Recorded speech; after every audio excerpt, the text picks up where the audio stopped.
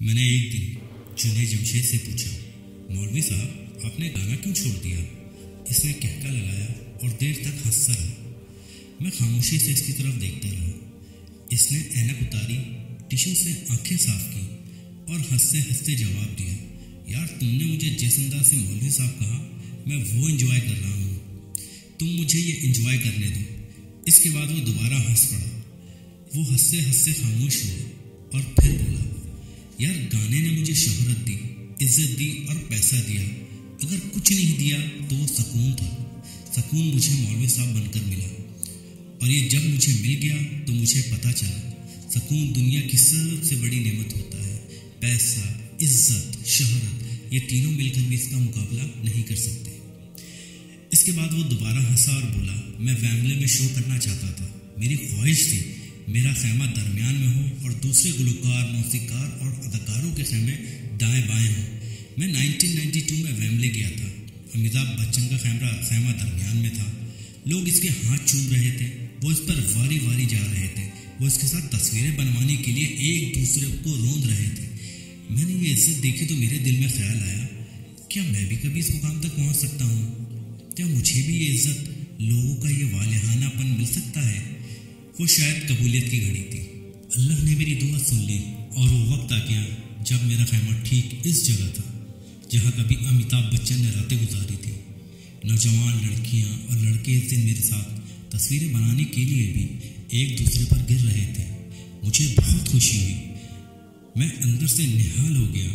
کئی دن اس سرشاری میں رہا، لیکن پھر وہ خاموش ہو گیا۔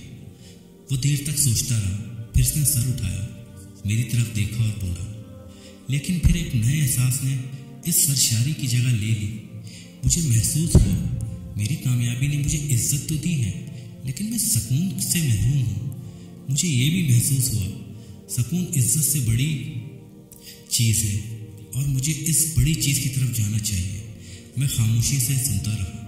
وہ بولا، میں اس کے بعد بھی گانے گاتا رہا، لوگ میرے گانے سنتے تھے، جھومتے تھے اور مجھے چومتے تھے۔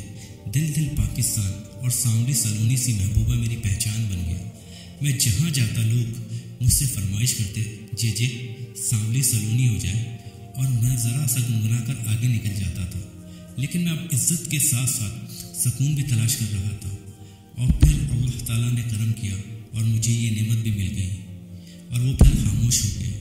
پھر میں نے اس سے پوچھا، تم تبلیغی جماعت اور مولانا طارق جمیل کے قابو میں کیسے آ گئے؟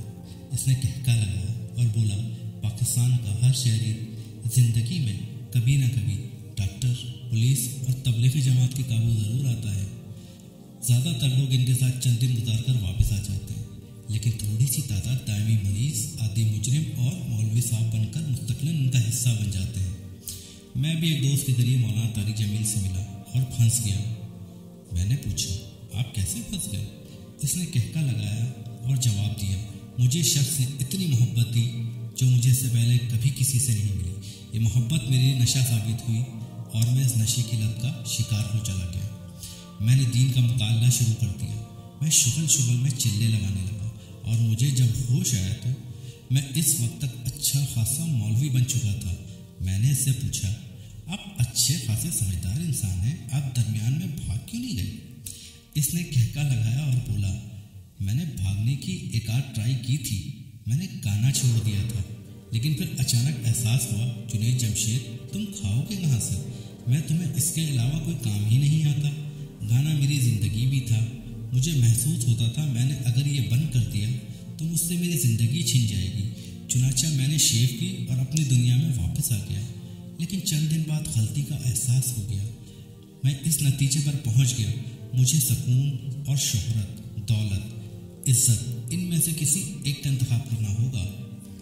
میرے اندر ایک کشمکش جاری تھی، لیکن پھر اللہ تعالیٰ نے کرم کیا، میرے دماغ سے غلط فہمیوں کے اندھیرے چھٹ گئے۔ میں دوبارہ اسی لائن پر آ گیا جہاں مجھے ہونا چاہیے تھا۔ میں تبلیغ والوں کے ساتھ شامل ہو گیا۔ میں نے پوچھا، کیا شہرت، عزت اور دولت آسانی سے چھوٹ گئی؟ تڑپ کر جواب دیا اسے، بہت مشکل تھا، گانا میرا واحد سورس آف انکم تھا۔ مجھے شہرت کی بھی لت پڑ چکی تھی، میرے لیے فینس، تصویریں اور آٹوگراف زندگی تھا۔ میرا گانا میرا شناختی کارڈ تھا، میں شناختی کارڈ کے بغیر کچھ بھی نہیں تھا، چنانچہ میں نے گانے کے بغیر معاشی، سماجی اور ذہنی طور پر زندہ نہیں رہ سکتا تھا۔ لیکن پھر میں نے ایک سودا کیا، میں نے اللہ کے نام پر اپنے تینوں اثاثے قربان کر دیے۔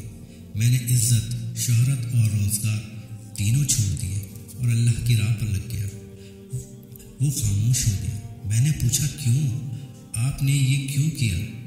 وہ بولا، میں بنیادی طور پر اللہ کا قانون ٹیسٹ کر رہا تھا۔ میں نے کسی جگہ پڑھا تھا، جو شخص اللہ کے ساتھ سودا کرتا ہے، جو اللہ تعالیٰ کے نام پر اپنی عزیز ترین چیز قربان کر دیتا ہے، اللہ تعالیٰ اسے کبھی مایوس نہیں کرتا۔ خدا کی ذات اسے اس کے حق سے زیادہ نوازتی ہے۔ میں نے اللہ کے اس اعلان، اس وعدے کو ٹیسٹ کرنے کا فیصلہ کیا۔ میں نے اپنا کل اثاثہ اللہ کی راہ میں قربان کر دیا۔ میرے بھائی جاوید، آپ یقین کرو، اللہ تعالیٰ نے میری تینوں چیزیں 70 سے ضرب دے کر مجھے واپس لوٹا دی۔ میں نے اللہ کے راستے میں لاکھوں روپے کی قربانی دی۔ رب کی ذات نے مجھے کروڑوں روپے سے نواز دیا۔ میں نے آج تک ایک رومال نہیں بنایا۔ اللہ کا کرم دیکھو، دنیا میں جنید جمشید کے نام سے کپڑوں کا سب سے بڑا اور پاکستانی برانڈ چل رہا ہے۔ میں راک اسٹار کی حیثیت سے مشہور تھا۔ آپ اللہ کا کرم دیکھو، میں آج نعت خوانی اور اللہ کے ذکر کے حوالے سے پوری دنیا میں مشہور ہوں۔ لوگ مجھے دل پاکستان کی وجہ سے عزت دیتے تھے، لیکن آج لوگ الہی تیری چوکھٹ پر سوالی بن کے آیا ہوں کے حوالے سے میرے ہاتھ چومتے ہیں۔ میں کبھی جینس پہن کر اسٹیج پر ناچتا تھا اور عزت دار لوگ اپنی بہو بیٹیوں کو میرے سائے سے بچا کر رکھتے تھے، لیکن میں آج سر پر امامہ اور ٹوپی رکھ کر ممبر رسول صلی اللہ علیہ وآلہ وسلم پر بیٹھتا ہوں اور لوگ مجھ سے اپنے بچوں کے لیے دعا کرواتے ہیں۔ آپ دل پر ہاتھ رکھ کے جواب دیں، کیا یہ اس سے 70 گنا زیادہ نہیں جس کی میں نے قربانی دی؟ اور وہ پھر خاموش ہو گیا۔ میں اس وقت آج کے مقابلے میں زیادہ گمراہ، زیادہ سنگدل اور زیادہ بددیانت تھا۔ چنانچہ میں نے جنید جمشید کا مذاق اڑانا شروع کر دیا۔ میں نے اس سے کہا، اگر آپ ان مولویوں کے ہاتھ سے بچ گئے جو اس وقت آپ کی گردن کی تلاش میں مارے پھر رہے ہیں، جو آپ کو گستاخ اور حضرت عائشہ رضی اللہ تعالیٰ عنہا کا گنہگار سمجھ رہے ہیں، تو میں آپ کو آپ کے سوال کا جواب ضرور دوں گا۔ اور وہ پھر ہنس پڑا۔ لیکن میرے دوستوں، میں نے جب 7 دسمبر کو جنید جمشید بھائی کے ایئر کریش کی خبر سنی اور اس کے بعد جس طرح پورے ملک کو اس کے سوگ میں ڈوبتے دیکھا، اور پھر 15 دسمبر کو کراچی میں اس کا جنازہ دیکھا، تو میں اس کو سچا ماننے پر مجبور ہو گیا۔ ملک میں ہزاروں علماء کرام، سیاستدان، بیوروکریٹس، صوفیہ کرام، اداکار، گلوکار اور ارب پتی تاجر فوت ہوئے۔ ان کے جنازے گاہوں میں پڑھائے گئے، لیکن جنید جمشید کا جنازہ اسٹیڈیم میں پڑھایا گیا۔ اس میں حقیقتاً لاکھوں لوگوں نے شرکت کی۔ تاحد نظر سر ہی سر اور بازو ہی بازو تھے۔ جنید جمشید کو اس سے پہلے ایئر فورس نے گارڈ آف آنر بھی دیا۔ اس کے کفن کو پاکستانی پرچم میں بھی لپیٹا اور C-130 طیارے کے ذریعے اسلام آباد سے کراچی بھی پہنچایا۔ یہ اعزاز آج تک کسی گلوکار کو حاصل ہوا ہے؟ جی نہیں۔ دنیا میں مہدی حسن اور نور جہاں جیسے گلوکار دوبارہ پیدا نہیں ہوں گے۔ بڑے غلام علی خان، نصرت فتح علی خان، عزیز میاں قوال، استاد امانت علی خان اور صابری برادری ان موسیقی کے استاد تھے۔ یہ استاد کس عالم میں دنیا سے رخصت ہوئے، ان کے جنازے کیسے تھے اور کتنے تھے، ہم سب جانتے ہیں۔ لیکن اللہ تعالیٰ نے جو عزت جنید جمشید جیسے ایک سابق گلوکار کو دی، یہ بھی سارا زمانہ جانتا ہے۔ موسیقی کے استاد ہونے کے باوجود یہ لوگ دنیا سے غربت میں رخصت ہوئے، جبکہ جنید جمشید کے غم کو ہر شخص نے ٹیس کی طرح محسوس کیا۔ یہ کیا ثابت کرتا ہے؟ جی ہاں، یہ ثابت کرتا ہے وہ ٹھیک کہہ رہا تھا۔ اس نے اللہ تعالیٰ سے سودا کیا اور اللہ تعالیٰ نے اس کی قربانی کو 70 سے ضرب دے کر اس کے تمام اثاثے سے لوٹا دیے۔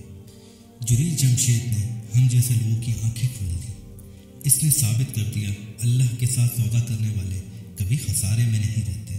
عزت قربان کرو گے تو اللہ عزت کو 70 گنا کر کے لوٹائے گا، اور شہرت اور دولت کی قربانی دو گے، اللہ تعالیٰ انہیں بھی 70 سے ضرب دے کر لوٹائے گا۔ بے شک اللہ تعالیٰ کی اسٹاک ایکسچینج کائنات کی سب سے بڑی اسٹاک ایکسچینج ہے۔ یہ کبھی کریش نہیں ہوتی، یہ کبھی اپنے شیئر ہولڈرز کا خسارہ نہیں ہونے دیتی۔ اس کا انڈیکس ہمیشہ اوپر جاتا ہے، اوپر سے اوپر، اوپر سے اوپر اور اوپر سے اوپر۔